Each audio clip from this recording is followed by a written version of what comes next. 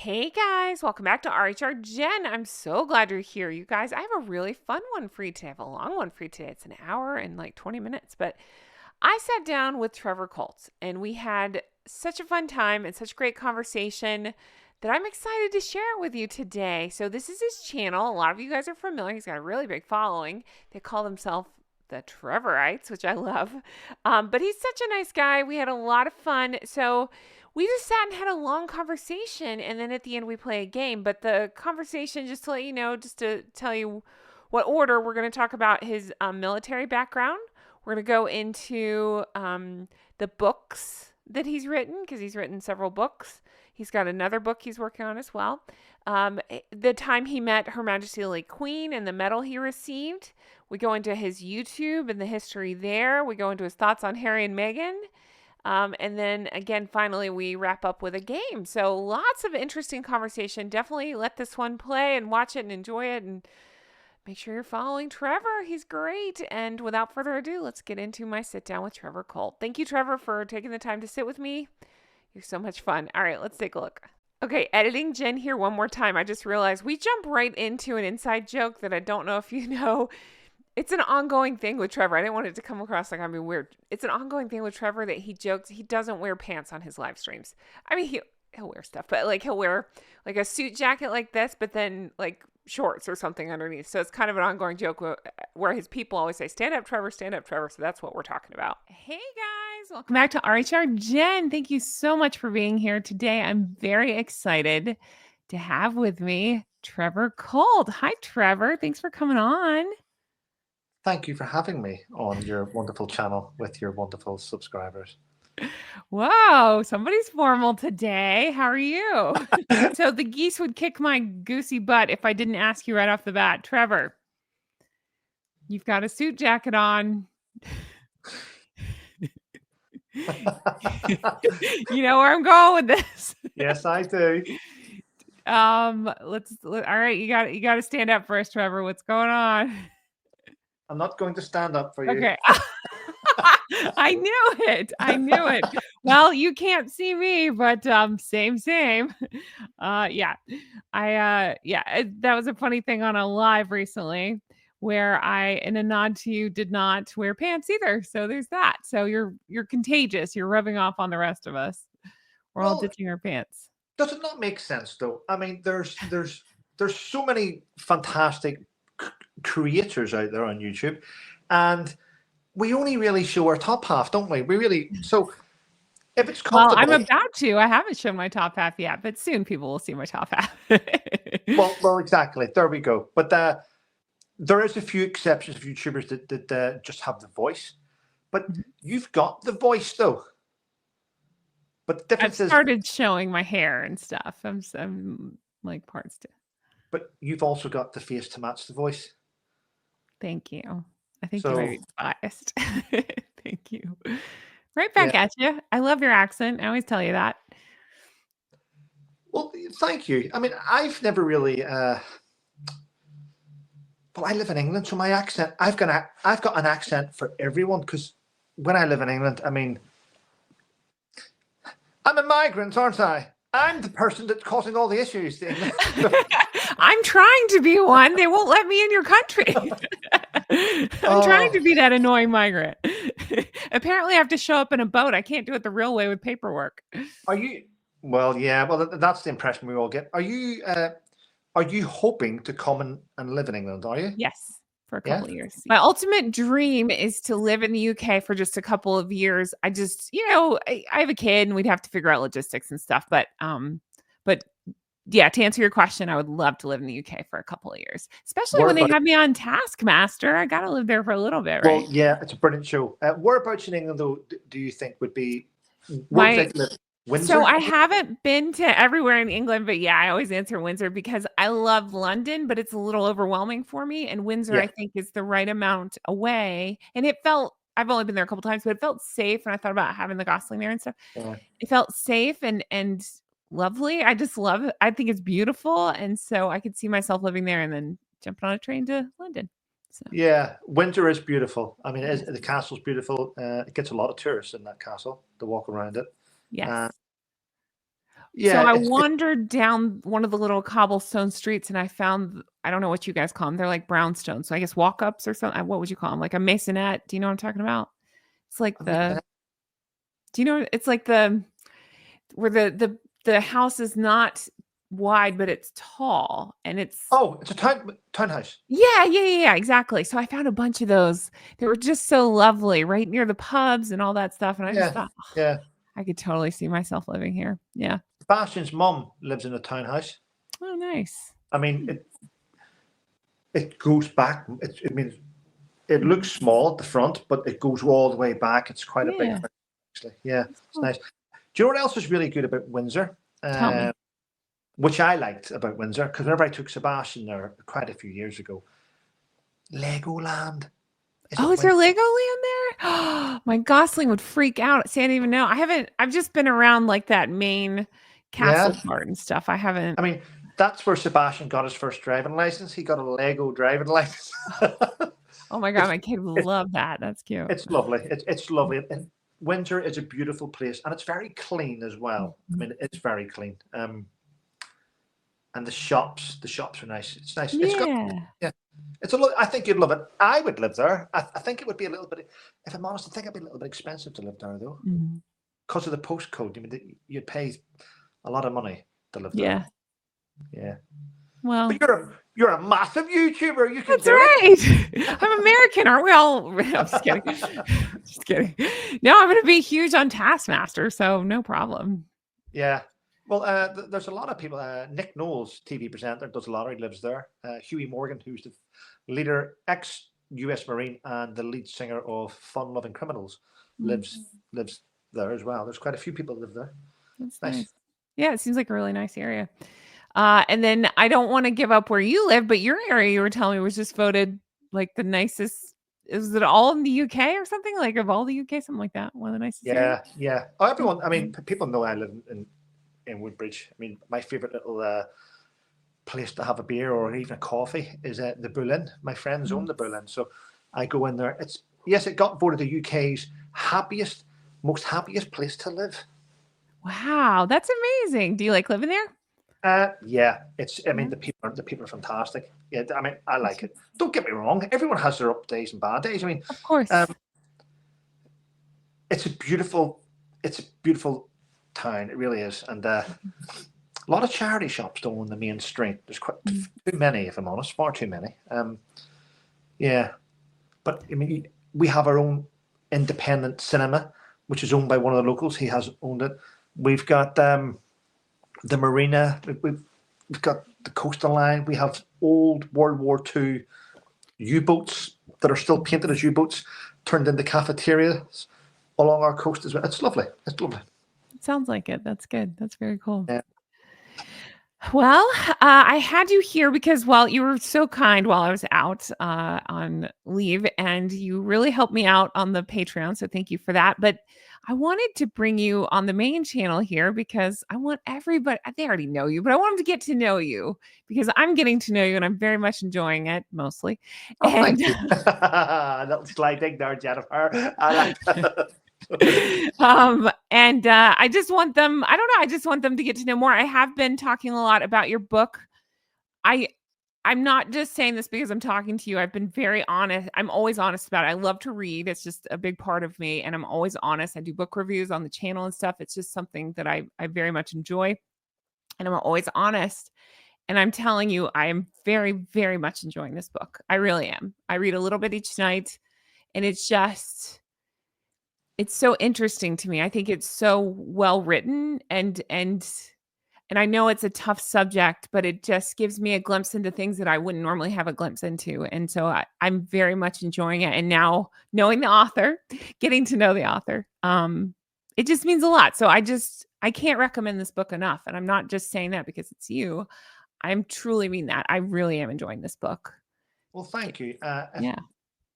I'm proud of the book in a sense that I managed to get something published, but Mhm. I've never been proud of the work that was done with the book by the proofreader. If I'm honest with you, it's been embarrassing because what happens is, and publishers do this to authors, and it's not nice, where they say, we your book's going through the proofreading process.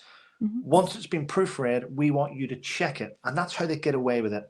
Because I got in touch with them. I said, no, I'm paying you to proofread it. I don't want to go over Your it again. part is done. You've done the writing. It's on them now. Yeah. But that's how they get away with it, because they go, oh, there's spelling mistakes in it, Mr. Coult. I have emailed them loads of times. You need to fix this chapter. You need to fix this. You need to fix this. Mhm. And they've went back and went, well, we asked you to check it. And I'm like, well, why would I want to read my own book again?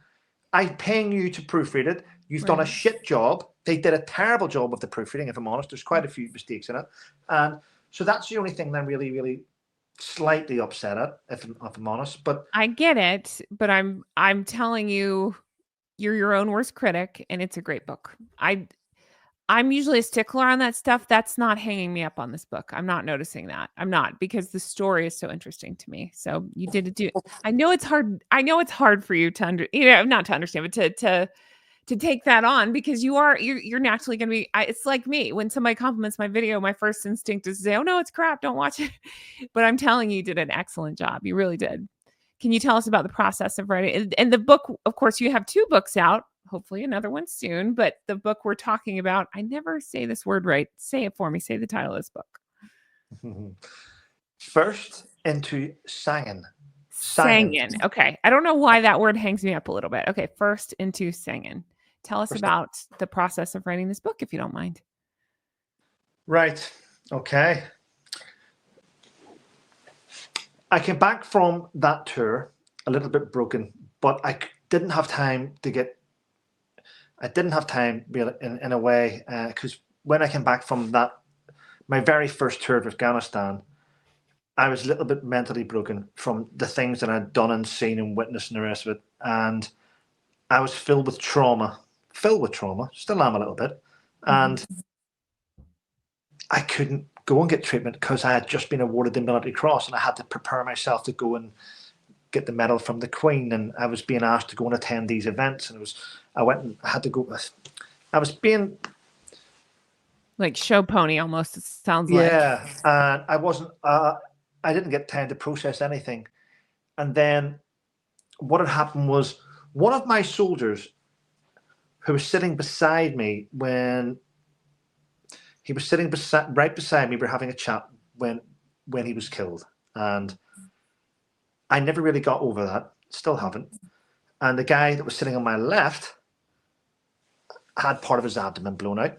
And I only survived that because I was leaning against a tree. So I had a tree behind me. Oh my God. So I was leaning against a tree. My friend here wasn't, and this other guy wasn't. So they took the blast. And I came back from that tour to England, and I had so much confusion in my head. Yeah. And it's sort of, yeah, it did. It tore me apart, actually. And there was loads of things happening in my unit. I was, congratulations on the medal, congratulations on this. Oh, sorry about what happened there. Sorry about, and I was being sort of pulled and thrown with and I, in my head, I wasn't sleeping properly. I wasn't eating properly. Is there survivor's guilt as well? I mean, there's loads of it.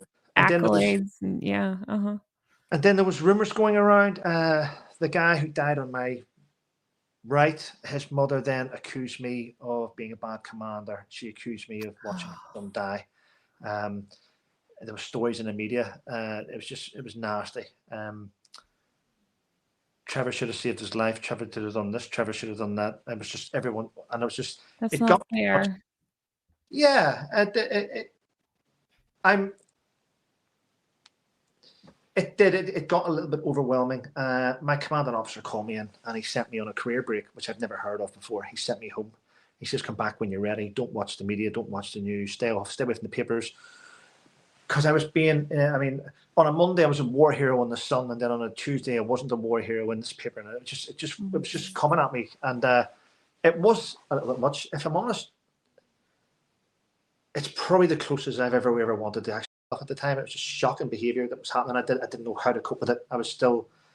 Well, your trauma, yeah, sure. Yeah, I struggled. I mean, I struggled a lot. Mm-hmm. And while I was home visiting my parents, my mum came out and handed me an A4 paper, and she says, "Why don't you just write down on the paper son what's on your mind?" And I wrote like, I think I wrote like 120,000 words in about 5 days. So I wrote first in the Sangin. And I think it was less than a week. That's incredible. I didn't even proof. I mean, I wrote it, done. My mum checked it, and she said that there's a book there, Trevor. So that was. There wasn't a second draft of a chapter. There wasn't a second. I didn't change it. This was just everything that I knew. I used my diaries in my head, things that happened each day, and I found that writing things down. For instance,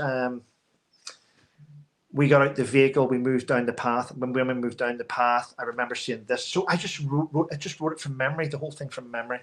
That's And incredible. clearly, I got loads of criticism because the title itself, First in the Sangin, upset a few people who said, "No, you weren't there first, we weren't," that type of thing. And I was like, "Oh God." But I chose the title to cause confrontation. I knew what I was doing with the title cover. I knew it. So now I know that if anyone wants to make a movie about Afghanistan, First into Sangin, that book's going to be brought up. So I used it to get rid of trauma. It worked to a certain degree. It really did. I got rid of things, and I don't even know what's in chapter 1. I don't, if I'm honest with you, I don't even know the name of the chapters. I really don't. I just know the title. But when I had the manuscript, on A4 paper, what I had to do from there was type it out. So I typed it out on computer. Did you? So once I had it all typed out on computer and saved in a Word document, I actually sent the Word document to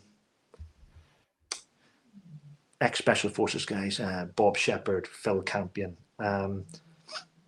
another guy. I want to make sure I get his right name. Sure. I know who he is, but he has 2 names. And if I say the wrong name, I will uncover who he is. Does that make sense? Yeah, it does. So it went to a guy called A.R., former Regimental Sergeant Major of the SAS, Dave Hayhoe, Bear Grylls. So yeah, I sent it to all these guys because a lot of people that write books have this habit where it needs to go to the Sunday Times, or it needs to go to the Telegraph, it needs to go to the... No, why would I want a review of my book carried out by a journalist? I mean, the truth is, why? You've got no experience in combat.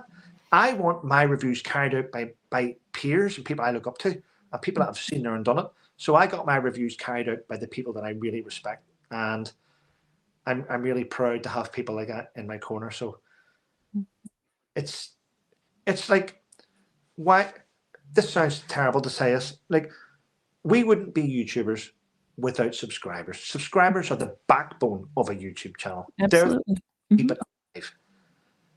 But I wouldn't ask a subscriber to give me advice on how to build my channel. Yeah. I would ask a YouTuber advice on that. So you've got to stick with your peers, and you've got to get advice, and you have to be willing. You have to be willing sometimes to have your tail between your legs and get real criticism. For instance, and I've said this. I've had 4-star reviews and 3-star reviews, and I've 2-star reviews and 1-star reviews. And the thing is, if it's a 1-star review and it says, "Trevor, I really like the book. However, there's a lot of, for instance, grammar errors," and that lets it down, I'm like, "Well, thank you for pointing that out. I'll try and get that fixed." If I get a 3-star review and it says, "Trevor, I really like the story, but this bit didn't make sense because you jumped from here to here," I'll be, "Well, thank you for that criticism. I appreciate that, and I'll try and do better next time." So I take that on the chin. But I don't want a 5-star review for someone that just says, "Trevor is a nice guy. I like him, 5-star." No, that's not a review. I appreciate it, but it's not a review. Right.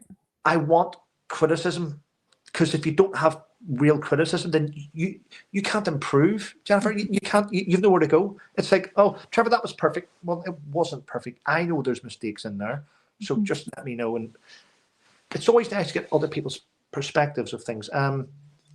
And you have to take it on the chin. You can't let these things damage your ego, or damage who you are, or damage your mental health. You've just got to learn from it. So I think they're But often. the book is better written than the mistakes are, if that makes sense. I'm telling you, the mistake. I know that they bug you, but the book is better than that. It doesn't take me out of it. It doesn't. It's just a really well written book. Yeah, well, the company that did it, an American company called Ex-Libris, I had them on the phone about a week ago when they were really excited, going, "Trevor, your sales are really up." And I'm like, "Well, I know, but it's not because of you. It's because of an American girl called Jennifer. It's not because of you. You know what I mean? Let's not." I do feel like I need to say you're the only one that calls me Jennifer, but go ahead. No, but I mean, sorry. Well, the thing is, No, it's good. It's good. It's funny. It's just funny. whenever I'm getting calls from the publisher going, "Oh, Trevor, we really want to push your," I've had it this morning. I just deleted an email. "Trevor, we'd really like to use your book in a book show," and I'm like, "No, just leave it. Just don't bother." Because it's Why been don't you want that? You just don't think it helps? no, because it's lies. Publishers tell you lies. They say, "Trevor, your book's doing really, really well," and I'm like, "Well, I know it is. Yeah, we've been pushing it," and I mean, you haven't. You haven't. YouTubers and subscribers are pushing it. You're not doing it. Let's not take the credit for what someone else is doing here. I mean, be honest. And then they say, "Well, we'd like to show it in a book." All right. So what you want is this, because this is what they do. You're saying that I'm just going to make a number up, right?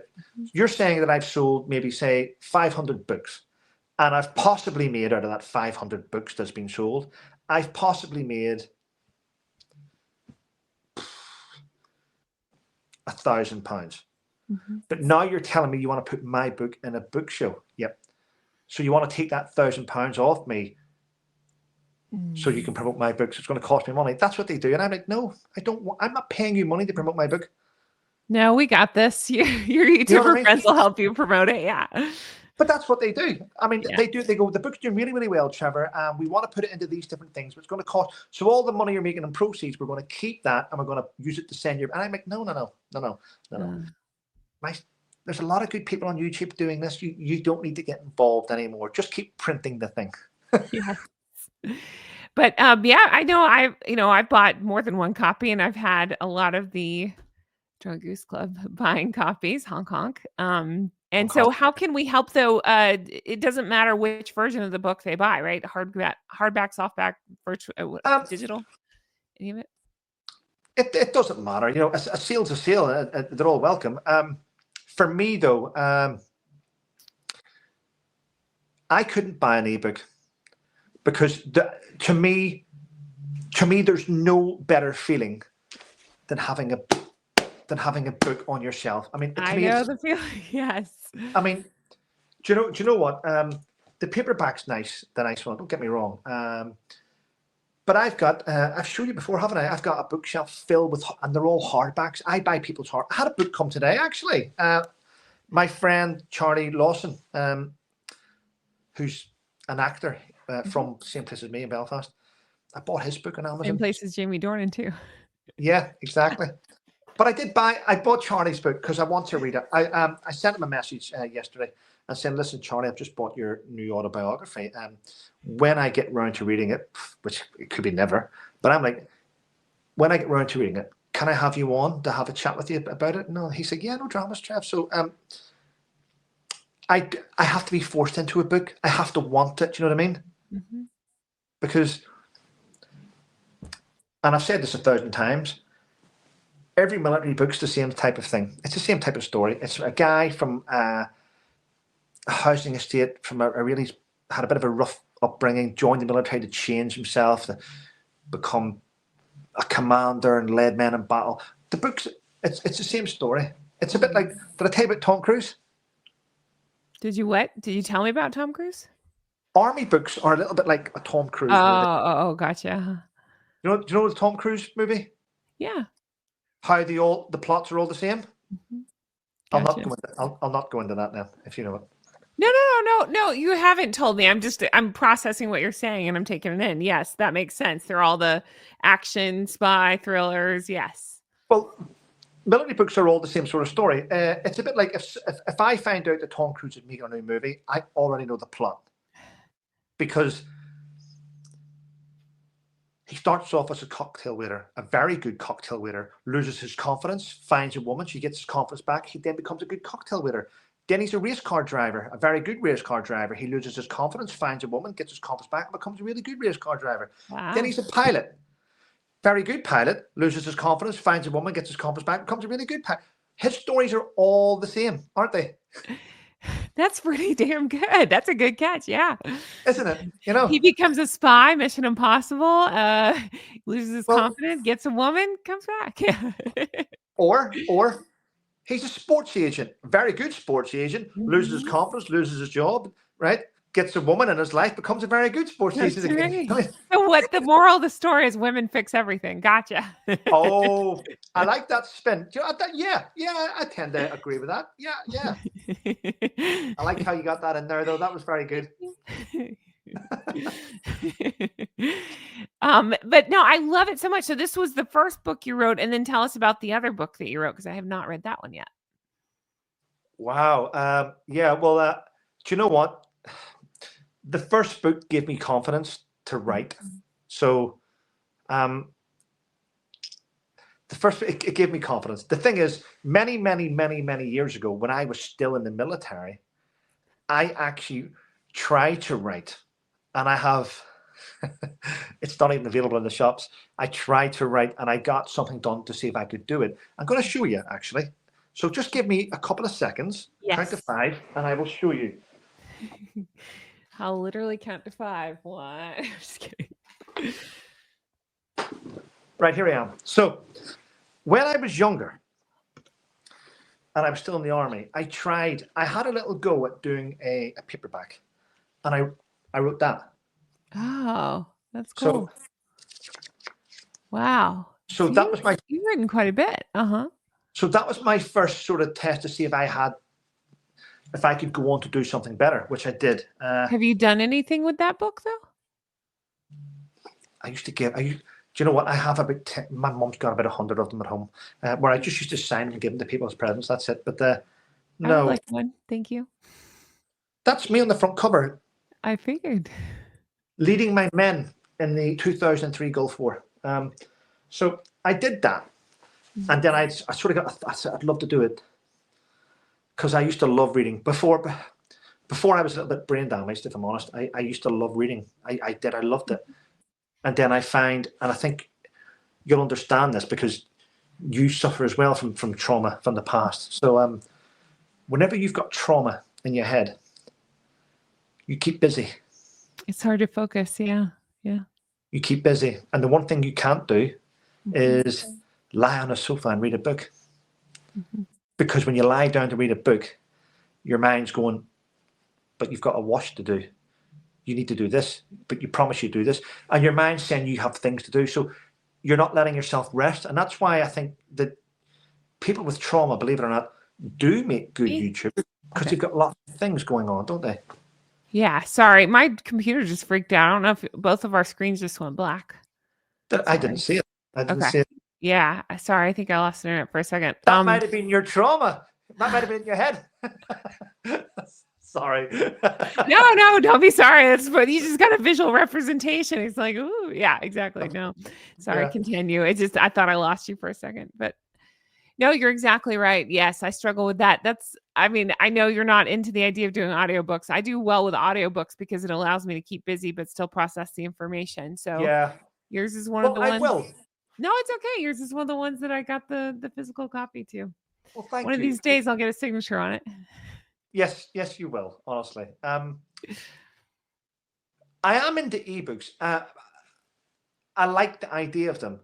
But I can't sit through an ebook. I can't. I like to listen to it or physically read it. I can't. The virtual ones I'm not good at.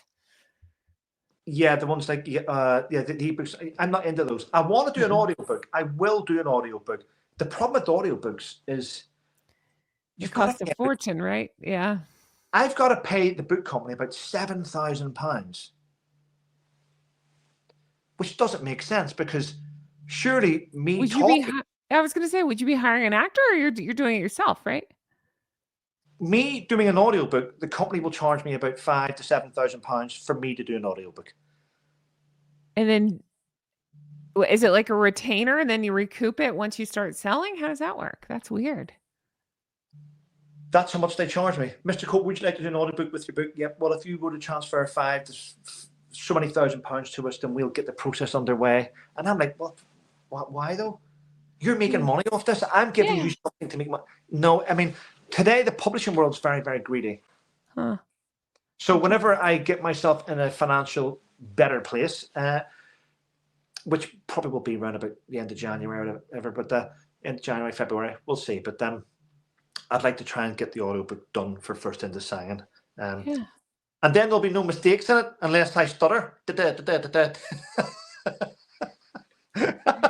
So this is kind of funny, but people have told me they want me to narrate books. So I actually looked into it to see. It sounds like it sounds you're gonna have to record it a lot and you have to really commit to it. But you got this. I think you have a great voice. So I think you do great at it. But well, thank you. Can you imagine my voice? I can until it goes up like that. What were you going to say there? Oh yeah, but listen, I got the thirst for it. I enjoy it, and then I decided to do this book, Exploitation, which Tell us about Exploitation. Well, when I was doing it, they were saying about the front cover. What front cover do you want? So I mean, there's my little postcards and my little bookmarks and stuff and little posters. So whenever they were doing it, they were saying to me, we need to look at designs for it. And I was like, really? And then I looked at other people's books, other authors that I know. I went, they just stick their face on the book. I'll do it. So I got my phone. I swear to God, I got my phone and flipped on the face. I just went, took a photograph. But there's a way to take a photograph, though. Did I explain to you how I took the photograph? You told me offline. We didn't talk about it on camera, so you can definitely tell everybody. Yeah, I remember now. The best way to take a photograph is to put your mind in that place. So basically, the way I did the photograph was this. People can look at a picture and they can look at your eyes. They can look at your facial expression. Too many people can read. Look at the body language guy. He reads people. So you have to put. So the way I did it was, I need to put my face in that position. In my head, I was fighting. I was in a place where I was fighting. I was causing carnage. There was being shot at. And I took my mind to a place where I was back in Afghanistan. And then once I was there and I was going through the scenarios, I did about 10 clicks of the phone to get my face. And then I picked the right one that I thought looked scary. And I used it for the front cover of the book. That's good. Yeah, you did a good job. And what? Have you ever heard the expression though, where? And if you're watching, I think it's 50 Shades of Grey. Not that I've ever watched that, but if you watch 50 Jamie Dornan, yes. Yep. But if you watch those type of movies, and you see, and you're behind the character's face, and you get to see what they're seeing. Yes.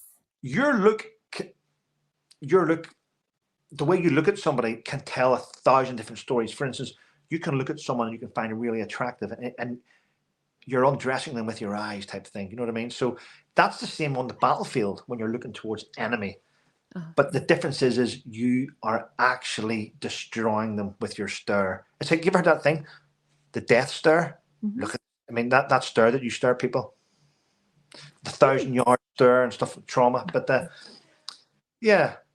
So that's the whole idea behind the front cover of that book. And I was looking for a word that stood out, something hard-hitting, and I decided to call it exploitation because the word means so many different things to me. Exploitation was because our politicians exploit soldiers to go and fill their political agendas in the name of war and in the name of peace, which on all that could be avoided if politicians would just sit down and have a conversation. But a lot of the time they send troops in to do the dirty work for them. So that's a little bit about exploiting troops to fill political agendas, but it's also to do with exploiting of enemy forces, because there used to be words which we were allowed to use, which we're not allowed to use anymore. We used to. You like to use words that you're not allowed to use anymore. Well, let's be honest. We used to interrogate our enemies. Well, when caught, we interrogated them, but that word was taboo. You can't interrogate people. So we went, okay, we've stopped using the word interrogation. We're not doing it anymore. So instead, we exploit our enemies. It's the same thing, different wording. Mm. You know, so, and that's it. And I seen a young lady, fantastic soldier in Afghanistan. I seen how she got information out of high value targets, and it blew my mind. I mean, whenever I was bringing over these nasty people that were blindfolded and have cuffs on, and the reason why they were blindfolded and have cuffs on, you're not meant to put blindfolds and cuffs on people if you don't need to, and we do that. So we only put blindfolds on people when you're taking them through a sensitive area, so they don't get to see certain things. So that's what we did. So we just made sure that we kept everything right, and whenever we were moving them through the different types of facilities which are classified, you would have to apply a blindfold just for a short period of time, so you didn't break the law. And I remember going into this area with this guy, and we took the blindfold off him, and I took the cuffs off him, and I was in the middle of getting this facility, the place where I was at, to sign for my high value target, and this woman came out of nowhere, and she was like, oh, "What are you doing with him? What? How dare you leave? Come!" And she started to treat him like a god, and I was like confused as to why she was doing this. I was like a false sense of security or something, so that way he'd open up to her. Brilliantly done by this woman. Wow. I mean, she took him away. She look at your clothes. This is what they look at your clothes. They are just you. What have you done? Why is his clothes in such a bad way? And then he gets brand new prayer hat, brand new dish dash and trousers. But what's happening is his clothes are being taken off him, and they're going away for DNA and exploitation. They're going away to be checked. But he doesn't know that. He's being treated like a god here. He's getting brand new everything. Then and he's bonding with her and feeling more comfortable. I love the psychology behind this. It's a game of chess. I get it. Yeah, and I just looked at her, and I was a little bit stunned. I was like, but she knew exactly what she was doing. She knew what she was doing. I'm so right there. That's so amazing. Yeah. So the second book, Exploitation, was about what happens when you bring in the enemy and you sit with the enemy and you find out the information. So the second book's a little bit about that. It's also a little bit in there about after I left the military and the battles that I had to try and fix certain issues in the veterans community, and the battles which I still have today, actually. So that's why I think there's one book left in me, one book, and then I've nothing else to say. I'll run out of words. So I think you teased before that maybe hopefully sooner than later we might be getting that next book. Yes, well, I've already designed it all. I've designed the front cover. I've designed everything. I've already got it all ready to go. So it's just that's why you kept asking me for pictures. Okay, I got you now. Hi, come on. I'm not putting your picture in my book. Continue. I'm just teasing. You're very good at it, though, aren't you? Yes. Well, I'm a stand-up comedian. It's all I know. It's the only language I speak. Well, yeah. Listen, I asked you in the past, and I don't know if you're going to keep us in this recording, but I asked you in the past. I would love to see you doing stand-up. I bet you would. No, it takes. I mean, stand-up. I mean, let's be honest. It's a different type of bravery, but you need to have big kahunas to stand in front of people, because you can either sink straight away, or you can rise to the occasion. And that's the thrill of it. Yeah. Really quick on your feet, and you have to read the room really fast, and you have to think fast. Yeah. Yeah, exactly. Imagine saying the wrong thing. I mean, today I've done it. It happens. That's okay. You can't be so hard on yourself. You just got to pivot and go faster. Do you think in today's current climate, it's probably more difficult for someone to stand up because there's always someone going to be offended in your audience? Probably, but oh fucking well. You just kind of, it's like, I mean, look at your attitude with your YouTube channel. You say things that even I sometimes go, "Ooh, I wouldn't say that." But you have a good attitude about it, and you know that your intentions are never to come from a cruel place. So, yeah. You know, like it's working for you. You're doing a fantastic job. So I would say if you want to do it, do it. So yeah, I'm going to do it again, I think. I think I'm the best ginger YouTuber. I think you might be the best ginger YouTuber. I'm trying to run through my head. Oh shit, do I collab on the other gingers? No, I think we're good. You're the best ginger YouTuber. We talked about it on Patreon, but we didn't talk about it here. And I know it was a tough time and you were in, like at the height of the PTSD, but can you tell us a little bit about actually receiving your military award and what it was like interacting with the Queen? Oh, wow. It was the 6th of December, 2006. Mm-hmm. My parents had came over for it because I was single at the time and I wanted to share the moment with my parents, so I got them tickets. And it was lovely. We went through the tourists were all around Buckingham Palace. We went through the front. I was wearing my green uniform, and we went through the front gate. And as we went through the archway of Buckingham Palace, we went round to the right. There's little steps there and a couple of dignitaries standing there. And my parents get ushered into the great room, and I went up the stairs, the balcony, beautiful. I mean, the paintings are stunning, they really are. That's amazing. And I went into this room just filled with stars. There's just a few military people in there, and it was just filled. I mean, I met Nicky Clark, famous hairdressers in there, and I mean, all different dignitaries. It was lovely. And in this room, it's all refreshments. There's no alcohol. It's just orange juices and different types of things for people. You know, the last thing they're not going to serve alcohol and then let you walk in front of the Queen. Do you know what I mean? So, right. So you're wobbling when she's pinning you. Yeah. I know. But the room was stunning. And it was just tables around the room just filled with different types of drinks and stuff. And then a general, the rank of a general, came in, and he called out our names and put us in the right order. So I think it's like 10 at a time. So he called out 10 names. Usually go in together. This is the order you're going to go in.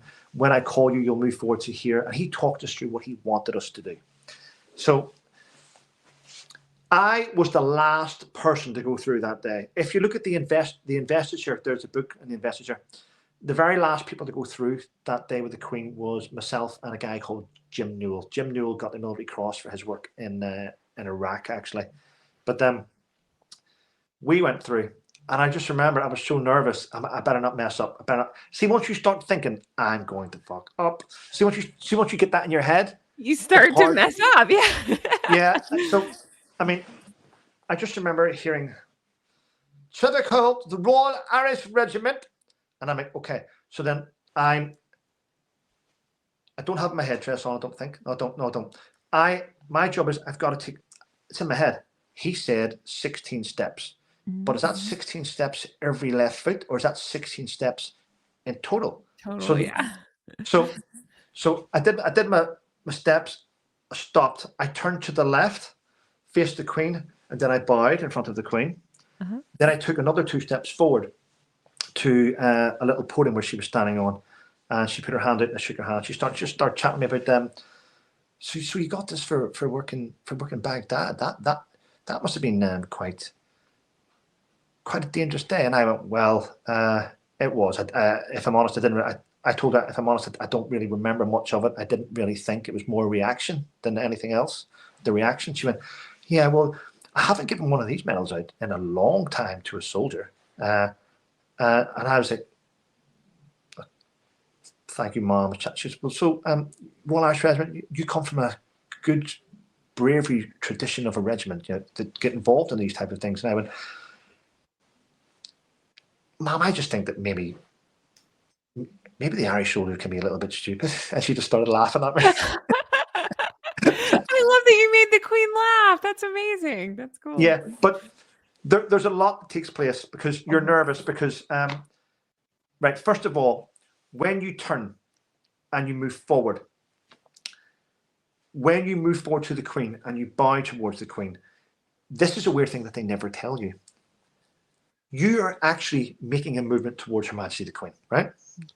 So behind Her Majesty, she has 2 soldiers from the Royal Gurkha Rifles, and they are dressed in immaculate uniform. One stands off to the left of the Queen and one stands off to the right of the Queen. So whenever you go to make a movement towards the Queen, the initial movement of those Gurkhas is they go like this and they grab their knife. There's no training for that. Straight away, you're nervous. Like, oh, yeah, intimidating. Yeah, sure. It is a little bit intimidating because no one tells you that. So basically, whenever every person that moves towards the Queen, the Gurkhas go, and they have their hand on the kuggery, and they are ready to kill. That's not a relaxing day for you or for them. Well, I'm like, but it's part of their tradition. What they do, it's to show the audience that they're willing to die for the Queen. Do you know what I mean? And that's one hell of a thing to show your audience. My parents were like, wow. Yeah. Crazy, your parents were rooting on you getting stabbed. I was just kidding. But she chats away to you. She spoke with me quite some time because I was the last person of the day. And then your cue to step back and by is she just, after she's shaking your hand, she then releases it and she brings her hand. Whenever she brings her hand back, that's your cue to then one step back, bow to Her Majesty, then turn to the right, and you march out towards the door. Now, what happened then was I got to the door. My job was to do an about turn and stand and guard that door. No one was allowed in, no one was allowed out. And then they played the national anthem, and then the Queen walked off. Once the national anthem was over, the doors were opened and we could go out. Yeah, it was lovely.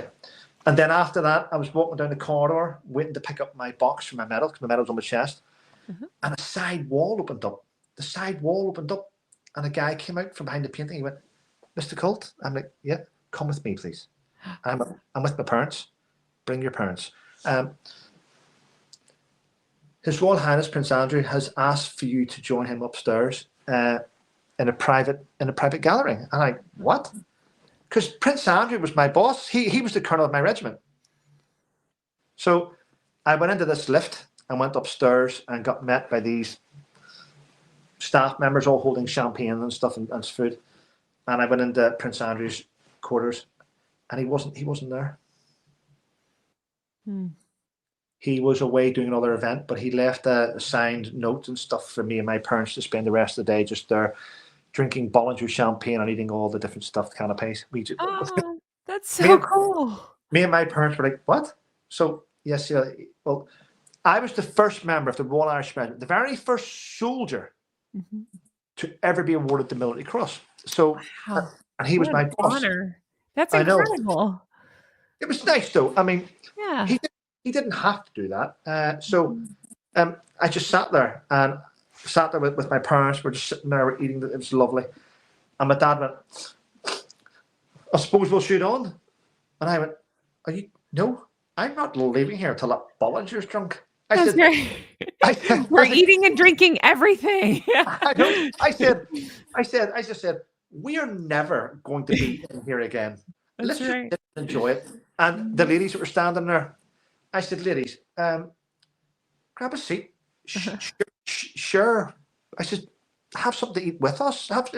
Sit down and have something to eat." And they were so well trained. I mean, I don't mean that to be disgraceful, but the way they no, right, I get you. Yeah, they just stand, and I was like, "Ladies, just sit it down and relax. Just sit down and join us." And they were like, this one was like, "Are you sure?" I went, "Yeah, sit down, have a glass." And she just sat down, had a glass of Bollinger with. Oh, good. That's nice.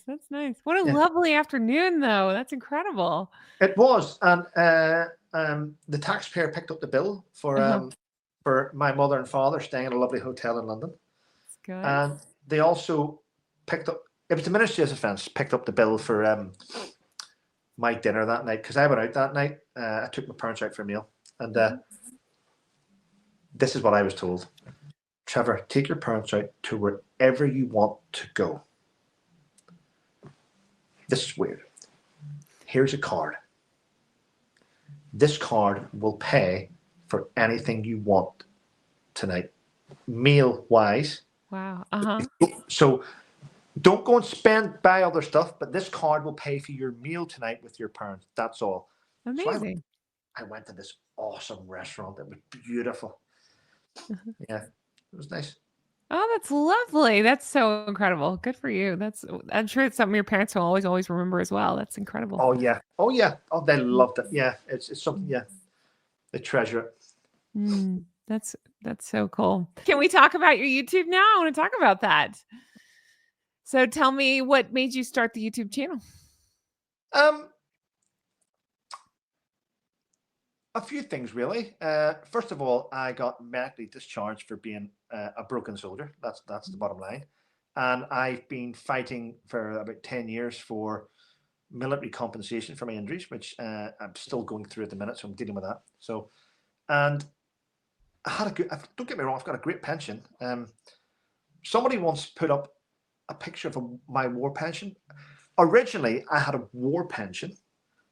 I can't remember what it was. I think, let's say £140 a month, which is nothing. But some people started to think, how can Trevor live off £140 a month? He must be doing something else. Well, clearly, I've got books out. I've also got a military pension on top of my war pension, and other bits and pieces coming in. But I just thought, how can I earn more money?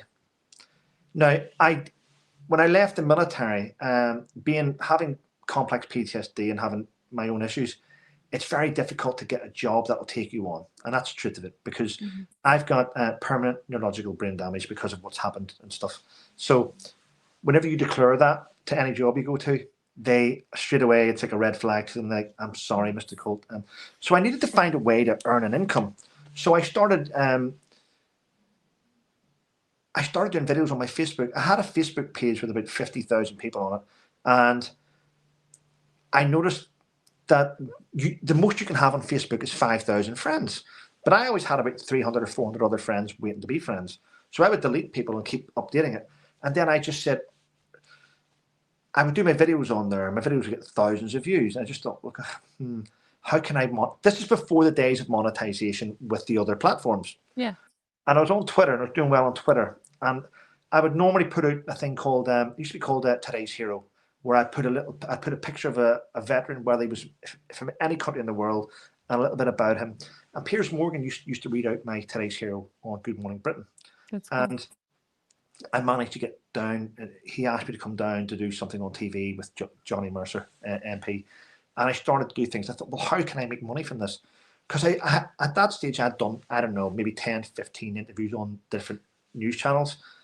So then I started asking, I went on and started asking the floor managers in each of the studios, I want to use this clip. Can I have it? Yes, you can use it. And I'd put it on my YouTube. And it started getting lots of traction.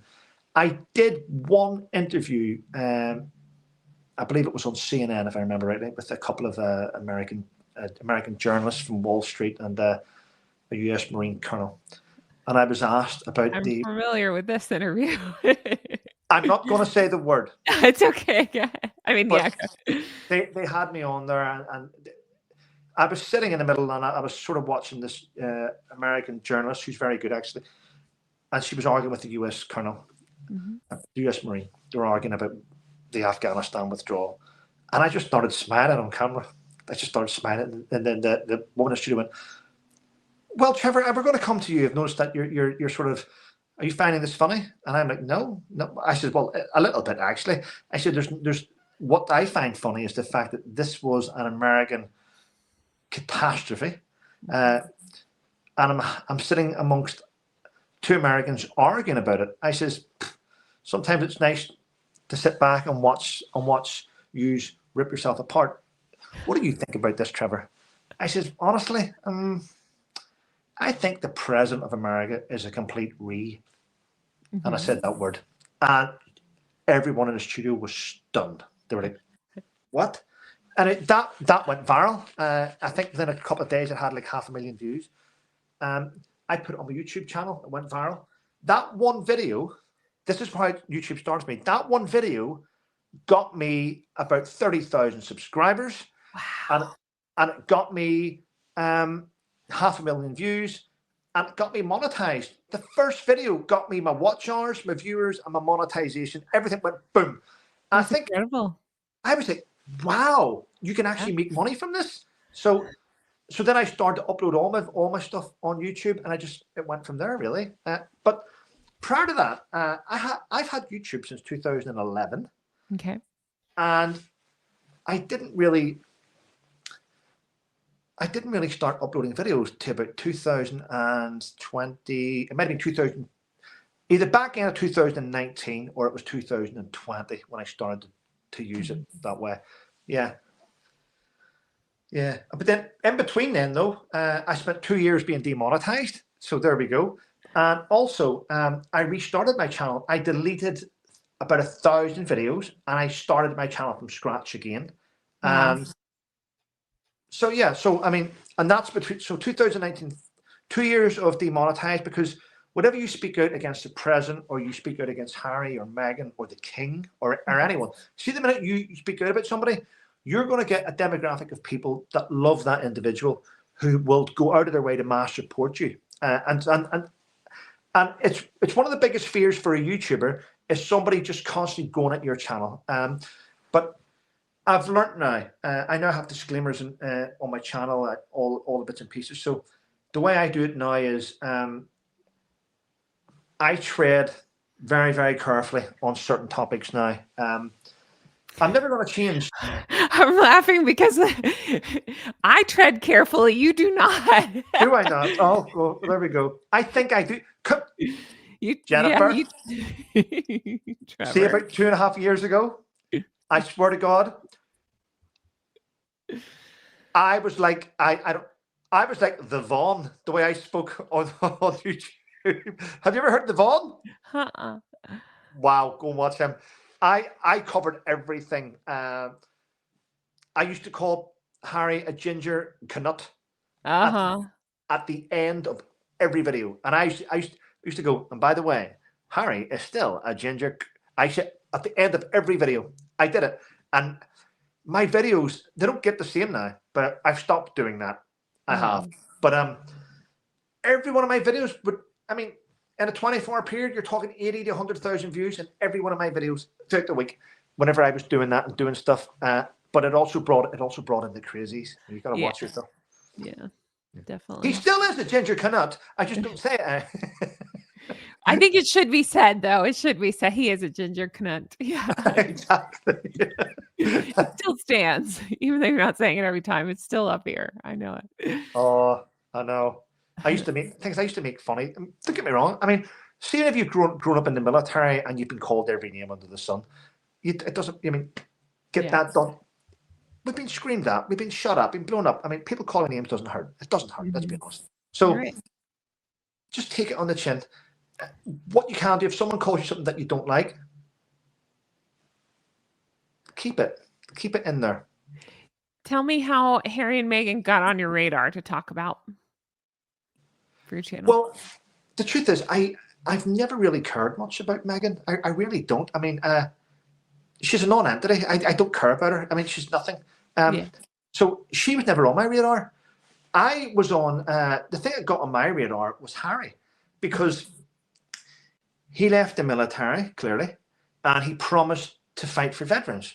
And I'm like, brilliant. I was a big supporter. I was in his corner. I was Harry. Brilliant. I'm doing the same. I had stories in the media every single weekend, double page spreads, trying to get things done, trying to do this. I was kicking people up the ass. I was getting, my reputation was through the roof of getting things done. I was like, boom, boom. I had the odd little attack, but things started to change for me whenever we did a campaign. Myself and a good journalist did a campaign, and it was about the royal family. And I said the royals must do more. And it was, and I spoke to journalists, and they're like, "What do you mean the royals must do more?" Well, every member of the royal family is a commander and colonel in chief. Our colonel in chief was the Queen, right? Like the Americans is the president. So she's the head of the armed forces. Below her are the generals. So I was like, okay, well, if the royal family get involved and help us, we can fix veterans' mental health, because they lead it, get it at the top. So I was like, yes, well, we can get Harry. He said he's going to help veterans. So we started. I wrote to Kensington Palace about me and a journalist, what we were trying to achieve, and I got a lovely letter back from the Duke of Sausages, and it was it actually from him or one of his people? Claudia, his private secretary. Okay, gotcha. I can't remember her second name, actually. I'm sure people will. Okay. But I've got the letter over there, actually, in the drawer. Yeah. But I thought this was brilliant. So we got the story out in the media, got the letter back. And then it was all over the media. Prince Harry backs war hero. Prince Harry was backing me in my campaign. I thought, brilliant. He's backing me in my campaign. We're going to fix this. And then I got a phone call. My house got a phone call from the Royal Foundation. Oh. I answered the phone. Is that Trevor Coult? I said, yes. Hi, this is, I can't remember the name. I'm not lying. I can't remember the name. This was probably 7-8 years ago, if I remember rightly. It was a week after the paper. It was actually a week after the letter had arrived, because I was on a high from the letter.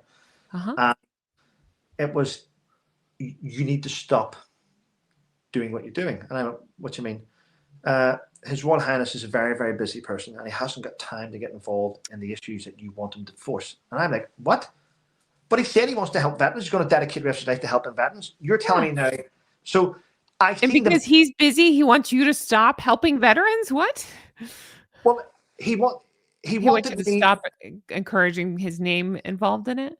Yes. So he didn't want to get involved in veterans. But in the media and on the TV, he was coming across as somebody that cared so deeply about veterans. But behind the scenes, I got to see it. Now, the thing is, right, Mark Nickel from the Mail and different people wanted that letter. I think I showed that letter to Sean Raymond, actually, who's a good journalist friend of mine. And everyone was disgusted because what Harry was portraying on the TV and the media was different than what he actually personally thought. Now, the minute I highlighted that, and I said, no way, no, I blew him out the water with facts, because what he did was despicable. Yeah. I have been attacked every day since. Can you elaborate a little bit on that? I know it's hard to talk about. Just in the briefest of details, define attack. Okay. Well, I started the minute I highlighted Harry's hypocrisy towards veterans and the fact that he was using the Invictus Games for personal promotion rather than veterans. And then I started to say things like, does anyone know any of the athletes at the Invictus Games? Do we? No, we don't. Why is that? Because it's not about the athletes, is it? It's about Harry's little... I said the same thing when I watched that documentary. I couldn't name one veteran there because it was all about Harry and Meghan and their whole pony show. I started to contradict that. I started to put facts in Afghanistan. Harry was on the front line, and I said, no, he wasn't. I actually know one of the bodyguards that had to provide protection for him. So because I started hitting facts about Harry, it just got ridiculous. I mean, Trevor, can you come in for a voluntary interview? You've been accused of fraud. Have I? What for? Okay, so went in, bank account details, everything. I had to give the police everything. Then I get cleared, and then Trevor, you're being investigated again. Am I again? Okay. Have you got all the other stuff? Yep. Come in for an interview. Okay. Trevor, you're being accused of this. You're being accused of that. Trevor is he's being accused of. Wow. I mean, the amount of attacks I got was just shocking. I've had it all thrown at me. I mean, horrible. I got arrested for witness intimidation when I didn't even know who the witness was. I had no idea who anything, but it was just constant reports online. And I've had to fight that for years. I mean, reputation being. So the whole idea behind this is if we can destroy Trevor's reputation to such a degree where it's in the gutter, then no one will believe what he says about Harry. No one will believe what he says about this. Let's destroy his reputation. But the thing is, I've had people in my corner that are outstanding blokes that know me for years. And a lot of the guys that I know that I've told the truth about all these different things. And the fact is, what keeps me going forward is the fact that he keeps messing up. He keeps showing his hand. I mean, I know that the Royal Marines were disgusted when he decided he wasn't even going to turn up to commemorate the death of Royal Marines. I remember. Yeah, that's the same as the Lion King event, right? Was that was? So he went there and he was pimping her out. You do know that Meghan does voiceovers too. I did not know that. I did not know that. Oh, I mean, so, and he turned his back. He was the Captain General of the Royal Marines when he did that. That was the biggest event he should have went to. You know, that showed hand again. So I've called out all these things, and it's resulted in me being attacked nonstop. I mean, you had that guy Christopher Boozy. He did a hit piece on me in the Rolling Stone magazine. He said that my channel was problematic. He said I threatened to. I mean, that doesn't even make sense, right? I mean, why? You live in New Jersey. I live here. I mean, I'm not going to waste my time flying across the world to do something stupid. I mean, Did you see? You did a thumbs up and it popped up on your screen just then. Did it? Yeah, you did something like this and see it just popped up on your. Sorry, you were talking about very serious subject. Mine doesn't do it because I'm on my laptop. Anyway, um, looking Come on. good. Where's my hearts? I don't know. Oh, there Oh, you there. are. Yeah, nice. Yeah. I mean, I got accused. I mean, that guy Booty even said that I had threatened to strangle Meghan Markle when that was just. I mean, so they really went after me to try and get me kicked off everything, and it just backfired because if you stick to what you say and you're focused and you're determined and you haven't said those things, then there's nothing they can do about it. They can accuse you of stuff, but as long as you morally keep yourself in check, then you're all right. That's good. Tell me, what kind of stuff do you like to talk about now with Harry and Meghan? You said it's still mostly Harry. Do you still find yourself talking about Harry quite a bit? Do you know what? I ignore him. Now, the weird thing is with how YouTube works is this. I get people send me things going, oh, Trevor, we're sick to death of hearing about him. We're sick to death of hearing about him. We don't want to hear about him. I'm like, okay. So I change the subject and I talk about different things. And then they don't watch it. Then my videos don't get watched. That's how mine is. It's so frustrating. Yes. Isn't it? I go, okay, well, I'll talk about Harry and I'll get 25,000 views. Okay, I won't talk about Harry. I'll get 6,000 views. But then when I talk about Harry, I mean, it's the public clearly doesn't like these individuals. And what they do like is us holding them accountable for their bullshittery. And so, showing their downfall, I think. Yes, absolutely. Yeah. I mean, bullshittery. Great word. Yes, I'm going to use that. I want that to go in the Oxford dictionaries for 2025. Bullshittery. Bullshittery. Beside vajazzle from last year. Which matches the tattoo you have, right? That's what you have tattooed on you, vajazzle. No. No, I have I've got a military cross. On there my arm. Go. I was being silly. I knew you were being silly. I just sort of I went along with it. Yeah. It's getting very dark here, isn't it? It's outside. A little bit. Yeah, it's just got a little bit dark in there. A little bit. Oh well. But no, I find the same thing, and I love to talk about like Catherine and Her Majesty the late Queen and stuff, and I get a very like loyal subsect of people that love to watch that kind of stuff and comment on it, like, Jen, this is your best. Yeah. It just never is quite the same in views, because I think, again, people like the, what's the word, like a firebrand, where it's more interesting. Controversy. Whenever I was based in Canterbury, I was in a place called Howe Barracks. My unit was there. We were part of the spearhead of the British Army to be deployed anywhere at short notice. And the Queen arrived. So what happened is, when the Queen is coming to, whenever she was going to the Canterbury Cathedral, where the Archbishop of Canterbury is, she would land by helicopter inside our military camp. She would land there, and what would happen is, there'd be it was like a maroon Rolls Royce, really old-fashioned Rolls Royce, bulletproof. She would then get into the Rolls Royce, and I remember standing outside my room, and I live on the bottom floor in the camp, and I'm standing outside my room. I said, what the helicopter for? No one knew about it, but the helicopter landed. So certain people knew about that in battalion headquarters, but they hadn't told anyone. I was outside my room, and I just said, I went, it's the Queen. I was in my uniform, so I had to stand to attention and salute Her Majesty the Queen as she drove past my room.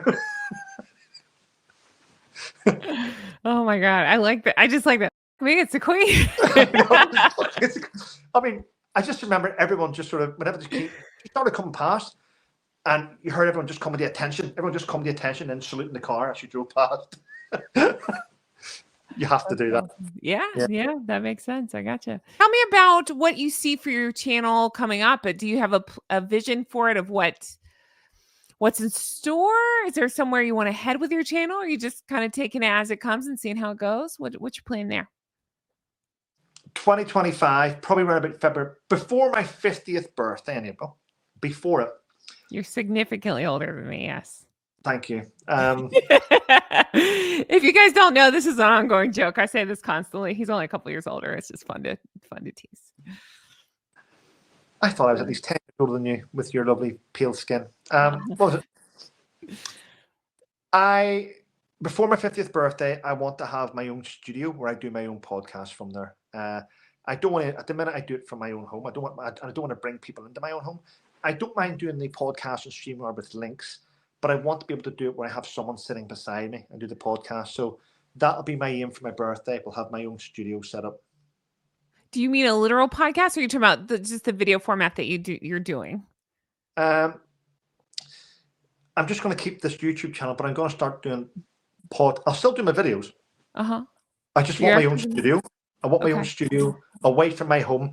I don't like the fact that I'm doing videos in my home. I don't like it. So I would like to have I'm stuck on the word podcast. I didn't know if you going to actually put it on like a podcasting platform, or are you talking about just your YouTube videos? Just YouTube videos. Okay, yeah. I gotcha. That's amazing. Not just, but that's cool. That's cool. Yeah, I mean, I've had a few people that I'd like to bring up and have a chat with, but sometimes it'd be nice to do a podcast with somebody and then go out for a meal with them, have a beer with them, and then just get to know them more than just a link, if you know what I mean. Yeah, I think that's really cool. Yeah. How can we support your channel? Is there something that you'd like to have everybody go watch? Is there something that you want to, I don't know, how can we help you out? Is there a video you want us to go blow up for you? What can we do? Do you know what? Listen, I'm just happy that you're giving me time on your channel. For me, that's enough. I don't like to sort of, and I'm not one of those YouTubers just goes, sends you emails every day, shout me out, shout me out, shout me out, shout me out. No, I don't need that. I mean, your subscribers have been more than generous in supporting me with my first Into Sangin book, and I don't want to take the piss. I'm happy the way things are, and I thank you for it. I thank you for all your help. Yeah. No, listen, no thanks necessary. I think they see, no, I know they see something in you. You're a great guy, and they want to help. So I think it's amazing. And this is an awesome flock, and that's what they do. They find good people and they want to help. So I think that's incredible. I have seen all the comments of people buying your book. And guys, if you bought his book, be sure to leave him a review. We're trying to build up those reviews as well. But no, it's absolutely. So much deserved though. It's not us, it's you that's done the work, and we're just happy to support it. So I'm kind of blown away by you. I got to admit, I really am. I think it's incredible what you've done with your channel and with your work, and now getting to know you more and to know the adversity you faced throughout. I think it's pretty incredible what you've done. I really do. And to know that you've had to tear down and rebuild it, basically, that's incredible. You're doing an excellent job, and I know you're going to pass 200,000 plus in just no time. It's just going to take off for you, and I feel like next year will probably be a year toward that. I really do. I think it'll be a good year for you. So, especially if you have a new book coming out, that's exciting. Well, thank you. I'd love to see your channel hit 200,000. I mean, that's a good milestone, isn't it? 250,000, that'd be brilliant. I mean, it would be incredible. Yeah, of course it is. I mean, the weird thing is, there's so many people on YouTube, and it's free to subscribe to a channel. And the weird thing is, people don't realize that by subscribing to a channel, you're helping that channel build massively, and it doesn't cost a penny to watch a video. So I like to try and get my subscribers to go and support your channel and other channels which are good. There's enough room here for everyone to really be successful and do well. And it's sad that other YouTubers don't utilize it enough and help each other out enough. And, you know, because they should be. I do see a little bit of negativity on YouTube, but it's very rare that I see that these days. Yeah. I think just avoid it and stick to your flock. And you call yours your Trevorites, correct? Trevorites, yeah. Trevorites, they're great. And I love that the flock and the Trevorites are now intermingling. I'm seeing more new faces that come over, and they talk about being a Trevorite, and I'm like, oh yay, so. And I see a lot of honks on your video, so that's pretty great. I think it's pretty cool. Well, that's thanks to you. I mean, no, it's all down to Fiona. It's all down to Fiona. All down to Fiona. Gardner. That's right. We love her. Yeah, it was her that said, Trevor, have you seen rhrjen? I went, no, why? She's beautiful. And I went, I'll be the judge of that. And I went, I went and had a look, and I went, whoa, you're right. Oh my gosh, I'm blushing. No, I think Fiona needs glasses. No, she's beautiful. She would know she's gorgeous. I love Fiona so much, inside and out. That's great. But what makes you different? No, Eric, don't get me wrong. I think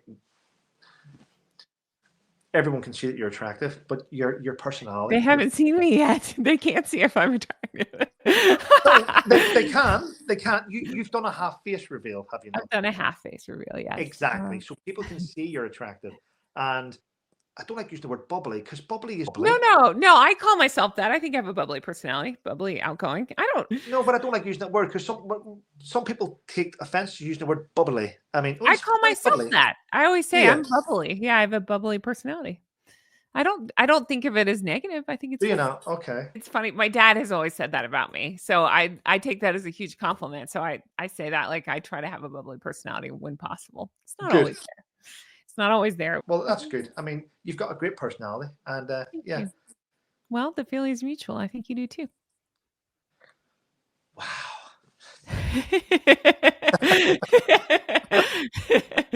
I appreciate that. Okay, so Trevor, as we wrap this up, and again, thank you for your time. We definitely will go check out your channel. And I mean, I already do. I'm there. You're stuck with me now, but I wanted to, if you feel like it, I kind of did this thing with HG and I had a lot of fun. So I just kind of want to bring it out. I'm going to try it with Fiona as well. Go ahead. And what it is it's a word association game. So I'm going to say some words, and no, well, normally I'd say no filter, but with you, a little bit of a filter. Now, okay.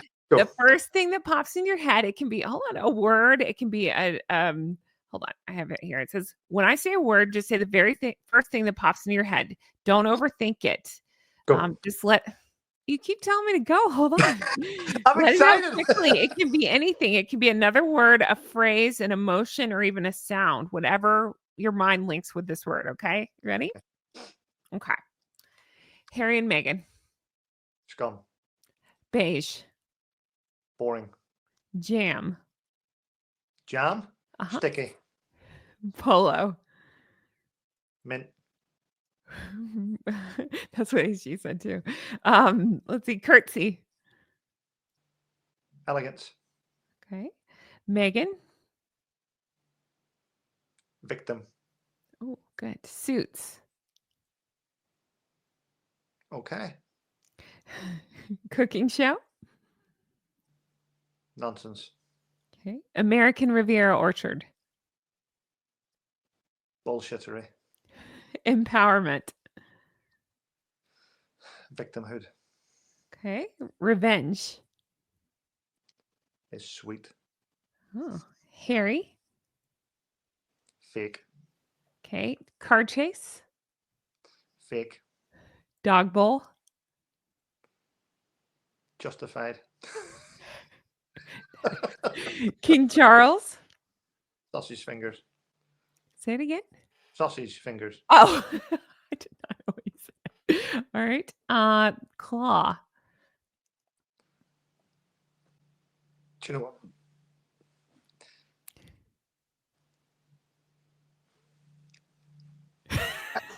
Blank. Blank. That works. Yeah, that works. I get it. Okay. Blank. Blank. Okay, that's okay. Let's see here. Children. Non-existence. Okay. Private jet. Piss take. Word salad. Kamala. Yacht. Girl. Mm-hmm. Todger. Ginger Canut. That's perfect. Okay. Let's see. Fashion. Disaster. Yeah. Roast chicken. Gravy. Lip gloss. Lip gloss. Wow. I'm thinking glazing. Hair plugs. Iron. I don't know why. Iron. Don't know why. Fanta pubes. Banta pubes. Oh, rusty roof, dirty cellar. Sussex. Sausages. Okay. Moon bump. Fake. Montecito. Monty shit show. Catherine. The Great. Louis. Vuitton. William. Shatner. Her Majesty the late Queen. Elegance. Nice. Jennifer. Elegance. And finally, Trevor. Nightmare. Elegance. Fanta pube. No, I'm just kidding. Trevor. Yeah. Nightmare. Not a nightmare. Trevor, thank you so much for playing that game with me and for answering our questions. I appreciate it so much. I know you're not going to plug anything, but I don't care. Tell us some video we can go watch of yours. Do it, or we're just going to pick one. Go watch my my today's daily rant. Actually, that went out a few hours ago. Well, no, probably 8 hours ago now. Yeah, my today's video. Thank you. I appreciate it. Yeah, this will probably go up in a couple of days. So just whatever video of the morning came up, you mean that the day that this went up? Okay. Just watch my daily rant videos. I'm happy and humbled that people even spend any time watching me at all. And we'll put honk honk in the comments. That way, you know, it's the flock supporting you. That would be wonderful. The honk honkers. Yeah. I like a good set of honkers. We always say we're going to show our honkers. That's right. Oh, in fact, Trevor, I'm not even thinking. Before we wrap this up, I got to ask you, can you show us your honker? Can you give us a nice honk honk? Honk honk. That's almost as unexpected as HG's honk was. Like, it's interesting to hear people's honks because it never goes with what I thought. Yeah, he just went honk honk. I was like, whoa, he took the drunk part very literally. It was like honk honk. Honk honk. I like yours. Give me a very Irish honk honk. Is there a such thing? Honk honk. Honk honk. Brilliant. I love it. Well, Trevor, thank you so much for spending your time with me. I appreciate it. And guys, definitely go support Trevor. This has been so much fun. And I look forward to having you back again very soon. Thank you very much. It's been wonderful to spend the afternoon with you, Jennifer. Yes, as always. Have a great day. Thank you. Thanks. Bye. Okay. Bye.